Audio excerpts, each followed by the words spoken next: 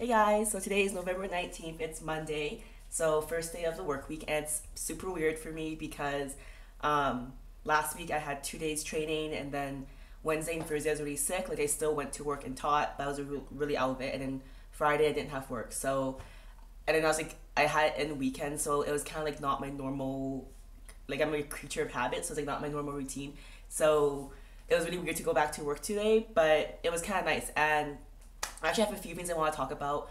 So it's kind of like a random blog. There's no really rhyme or order. Pretty much today I had my class 5-9, which you guys all know in my previous blogs, my most hated class. And I'm still kind of sick, so they weren't behaving, and they're just like, oh, Tina teacher, like you're back, because I was gone last week due to orientation or training, and like, oh, like you're back, like we miss you, blah blah blah. But they were just super rowdy, and like I've kind of reached a point with this class, not my other classes. My other classes still try, but this class, I've reached a point where I'm been one of those professors or lecturers I hate in at university, where pretty much I lecture to the students that want to learn, and the students that don't learn, I'm just ignoring their behavior. I'm not really disciplining them because I did before and it didn't really work, but I'm really making an effort of the students that are working. And oddly enough, in this class, it's split into a guys and girls division. So I'm thinking that for my reward system, I will probably do a party with the girls and just leave the guys in their homeroom class. So pretty much today, I was just kind of being like indifferent. I was just like still teaching the course, and I was like acknowledging the students that were listening. And then my co-teacher kind of snapped, which I was really shocked because I've never seen her snap before. And she sent one of the boys, which is like my least favorite boy, to the back of the classroom, and he was still acting up and stuff. So I was like, indifferently, I was like, hey, you know what, like I said before, I think in last week's video, where my co-teacher said that worst comes to worst, you can always just send them back to their homeroom and their home teacher can deal with them.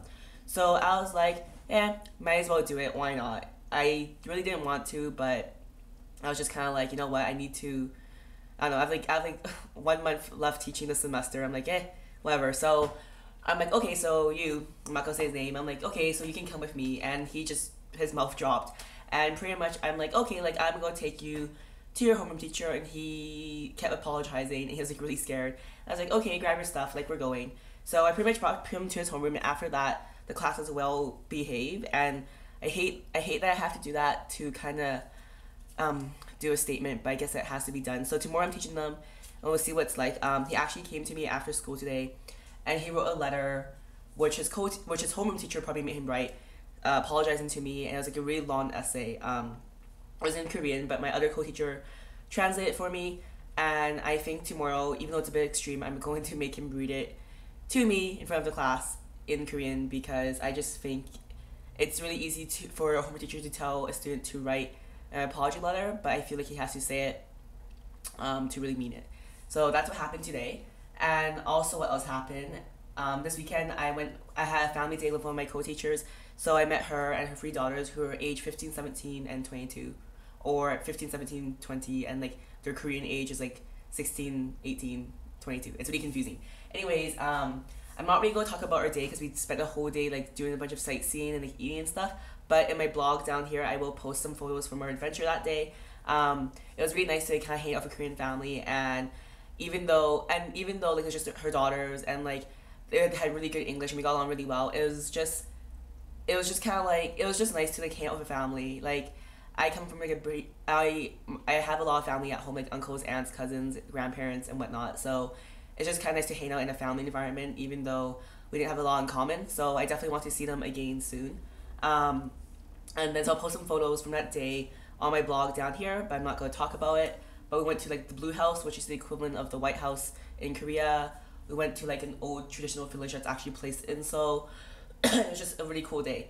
And then the last thing I want to talk about, I don't want to keep this blog too long, is that the temperature has dropped. And I'm not excited because, yes, I am from Canada, but I am from Vancouver, as I always say. And right now in Korea, this is the coldest I've ever felt in my life in Vancouver. And apparently it's just going to get colder until January, which will be the coldest. And I'm probably going to die. So in my blog yesterday from my Costco haul, I bought the heat tech stuff. So I wore it today just to test it out. And thank God I was sweating. So that means when it gets colder, this stuff will actually be effective. So not really excited about the weather. I'm like freezing in the morning and after school, and I just want to be inside all the time with my floor heat, my flooring, my heating floor on. Um, so yeah, I'm not really excited about that. And some of my friends who are placed in different places in Korea, they're already experiencing snow, which makes me really not happy because I don't like snow unless it's on the mountain. And it's kind of weird because I checked the temperature back home, and it's in Celsius. So like here, it's only like 2 degrees Celsius less than Vancouver, but it feels like 10 times colder. So obviously, it has like a lot of other factors too. But yeah, I'm not really excited about winter in Korea. So if my mom is watching this or my family back home who want me to come home, if I ever come back to Vancouver, it's probably because I can't. I'm not excited about the winters here. So that's my vlog for today, and I'll do a vlog tomorrow because I'm actually doing a cultural class tomorrow evening. So that's it for today. Bye, guys.